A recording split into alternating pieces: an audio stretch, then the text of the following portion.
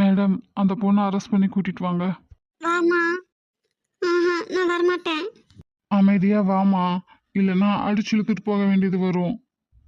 அப்புறம் பின்ன உன்னால குடும்பத்துக்கு தான் அசிங்கம். இல்லைன்னா இங்க இவளால பெருமை வந்து வாழுது இவர் ஒருத்தர். ம், எனக்கு தெரிஞ்சது இவ்வளோதான். இவங்க அக்கா ஏன் இப்படி பண்ணா, என்ன நடந்துச்சு, அதெல்லாம் எதுவும் எனக்கு தெரியல. ஒரே சமயத்தில் ஃப்ராக்ஷன் ஆஃப் செகண்ட்ஸில் துப்பாக்கி சூடு, நீனாக்கு இப்படி மண்டையில் அடி, அது பிளட்டெல்லாம் ரொம்ப போய் இதெல்லாம் பார்த்தா மனசு பக்குவப்பட்டவங்களாலேயே ஏற்றுக்க முடியாது. இதில் சின்ன சிறுசுங்கெல்லாம் எப்படி அக்செப்ட் பண்ணிக்கும்? நான் இவங்க அம்மாலாம் இவங்க அப்பா கலெக்டர் இருந்தப்போ நிறைய பார்த்துருக்கோம். அதனால எங்களுக்கு அவ்வளோ தெரியாது. ஆனால் இவங்க அண்ணனுங்க அக்கா அந்த பூமாரி எல்லாம் அவங்களுக்கெல்லாம் இதெல்லாம் புதுசு. அதான் ரொம்ப பயந்து போயிருக்காங்க.